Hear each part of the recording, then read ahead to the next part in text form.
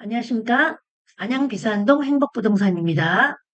오늘은 국세청에 올라온 실수 톡톡의 다섯 번째 사례를 여러분들께 소개해 드리겠습니다. 다섯 번째 사례는 조합원 입주권 양도시에 장기 보유 특별공제를 잘못 적용한 사례입니다. 내용을 한번 보시게 되면 2016년도 1월에 A주택을 구입하게 됩니다. A주택을 2016년도 1월 달에 구입을 하게 돼서 20년도 2월에 관리처분 인가가 납니다. 4년 뒤에 관리처분 인가가 나는 거죠. 다음에 23년 2월 달에 A주택을 멸실하게 됩니다. 다음에 24년 3월 달에 조합원 입주권 상태에서 양도를 하게 됩니다. 그렇게 되면 8억에서 처음에 구입할 때는 8억에 구입을 했는데요. 20억에 양도를 하게 됩니다. 그래서 양도 차액이 꽤 많이 있는데요. 이런 경우에 그 장기 보유 특별 공제를 적용하게 되는데 주택인 상태에서만 적용을 합니다.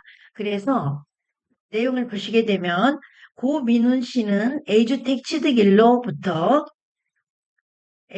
취득일로부터 A조합원 입주권 양도일까지 기간에 대해서 1세대 1주택 장기보유 특별공제율 8년 64%를 적용하여 신고하였으나 보유 거주 기간을 잘못 적용하여 양도소득세를 추가 납부한 사례입니다.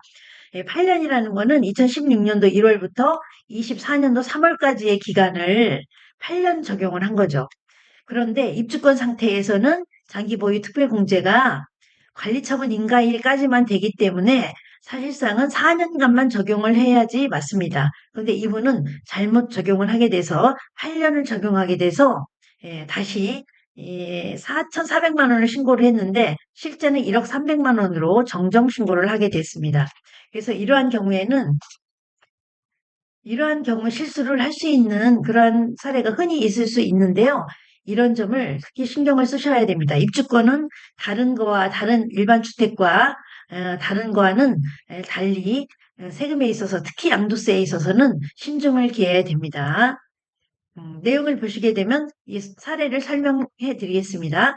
조합원 입주권을 양도하는 경우로서 입주권 외에 다른 주택이 없는 경우에 양도가액 12억 원까지는 비과세를 받을 수 있으며 양도차액 12억 초과분에 대해서는 1세대 주택 장기보유 특별공제가 가능합니다. 이 내용은 무슨 얘기냐면 입주권도 비과세가 가능합니다. 종전에 그러니까 원 조합원 같은 경우에는 종전에 다른 주택을 샀다가 이게 입주권으로 바뀐 경우잖아요. 그래서 이 주택일 때에 입주권으로 바뀌는 그 상태가 관리처분 인가일인데 그때까지 비과세 요건을 갖추게 되면 12억 원까지는 비과세가 되고 12억 원 초과분에 대해서는 장기보유 특별공제가 가능합니다. 그래서 이 경우에 1세대 1주택 장기보유 특별공제율 산정 시에 관리처분 인가일로부터 양도일까지의 기간은 보유 거주 기간에서 제외된다 이렇게 나와 있죠. 그러니까 그 기간에 대해서는 장기 보유 특별공제를 해주지 않는다 이런 내용입니다. 그래서 이분 같은 경우에 32%만 적용이 됐습니다. 4년이라는 건 아까 16년도부터 20년도까지의 기간을 4년인데요. 4년에 대해서 한꺼번에 8%를 적용하는 게 아니라 보유 4% 적용되고요. 거주 4% 적용이 돼서 그래서 조합 8%로 계산해서 32%가 적용이 됩니다. 그래서 내용을 보시게 되면 양도 전에는 장기보유 특별공제는 부동산, 토지 건물에 대해서 적용하는 것이며 부동산을 취득할 수 있는 권리인 조합원 입주권에 대해서는 적용하지 않습니다라고 나와 있어요.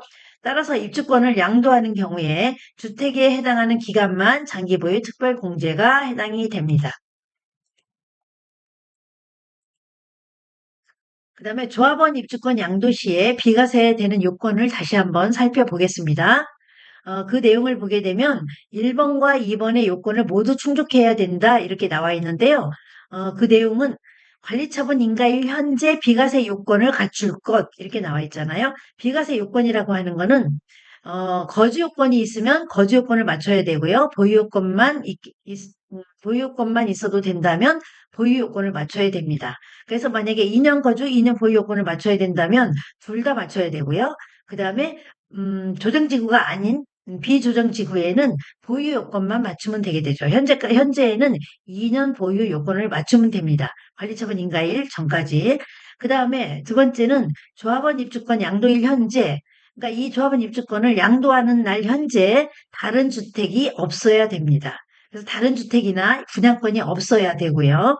그 다음에 1조합원 입주권 외에 1주택을 보유한 경우가 예외적으로 있을 수가 있는데요. 이때는 1입주권과 1주택이 일시적 2주택에 해당이 돼야 됩니다. 그래서 1주택을 취득한 날로부터 3년 이내에 해당하는 조합원 입주권을 양도할 경우, 일시적 2주택에 해당하는 경우 또는 다른 주택이 아예 없거나 분양권이 없을 때만 해당이 됩니다. 그러니까 조합원 입주권을 중간에 주택에서 입주권이 된 상태에서 비과세를 받으려면 관리처분 인가일 현재 비과세 요건을 맞춰야 된다. 보유 또는 거주 요건을 맞춰야 된다. 두 번째, 양도일 현재 다른 주택이 없거나 분양권이 없어야 된다. 그 외에 다른 주택이 있다면 일시적 2주택에 해당되는 경우만 해당이 된다. 이 내용입니다. 예. 그 다음에 그 밑에는 재개발, 재건축 관련 장기보유 특별공제 적용 시에 이 내용도 중요하죠. 보유, 거주 기간을 판단할 때 굉장히 복잡한 내용입니다. 내용을 다시 한번 살펴보겠습니다. 예, 보유 기간과 거주 기간을 판단할 때 장기보유 특별공제 적용할 때 굉장히 중요한 부분인데요. 1세대 1주택을 판단할 때는 1세대 1주택을 판단할 때는 취득일부터 종전부동산의 취득일부터 조합원 입주권의 양도까지는 취득일부터 관리처분 인가일까지만 보유기간으로 인정을 해줍니다. 그 다음에 종전부동산의 취득부터 신축부동산의 그러니까 이 내용을 다시 한번 살펴보겠습니다.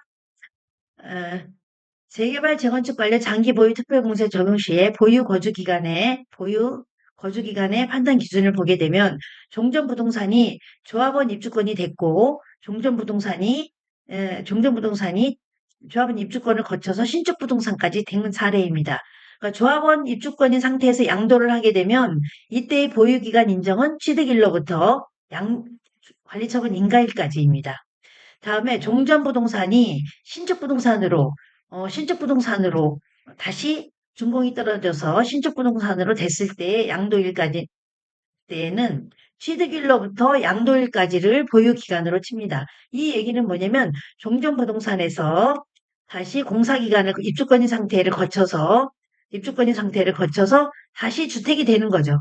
다시 주택이 되는 과정입니다. 주택이 되는 과정인데 주택이 되고 나서는 양도일까지의 보유기간을 인정을 해주고 그냥 조합원 입주권 상태에서는 관리처분 인가일까지만 보유기간이다. 이런 내용입니다.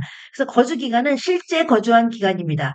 관리처분 인가가 났더라도 주택이 아직 철거가 되지 않아서 실제 거주를 하게 되면 실제 거주기간을 다 인정을 해주게 됩니다. 다음에 장기보유 특별공제를 할 때의 보유기간 그 내용을 한번 보게 되면 그 조합원 입주권 상태의 양도일 때는 그 관리처분 인가일까지만 해당이 되고 신축주택이 돼서 양도할 때는 취득일로부터 양도일까지 전부 보유기간을 인정을 해줍니다. 그 다음에 거주기간은 실제 거주기간만 인정을 해줍니다. 그래서 비과세 1세대 1주택을 판단할 때나 장기 보유 판단할 때 보유기간, 거주기간을 계산할 때에는 입주권인 상태는 관리처분 인가일까지만 보유 거주기간을 인정을 해주고 그 다음에 입주권 상태를 지나서 준공이 떨어져서 신축주택이 됐을 때는 공사기간도 다 인정을 해주게 돼서 그 취득일로부터 양도일까지 전체를 보유기간, 거주기간으로 인정을 해주게 됩니다. 그래서 다시 한번 이 내용이 이제 중복해서 나오게 되는데요. 재건축한 주택을 양도하는 경우, 그러니까 준공이 돼서 새로운 주택이 된 다음에 양도하는 경우에는 처음에 주택인 상태, 그 다음에 입주권인 상태, 그 다음에 실제 주택이 돼서 그 기간까지 다 합산한다는 그러한 내용입니다. 그 다음에 관리처분 인가 후에 사실상 주거용으로 사용하는 경우에는 관리처분 인가가 났어도 주택이 철거가 되지 않아서 사실상 거주를 할 때는 그 보유 기간을 다 계산해 준다 이러한 내용입니다.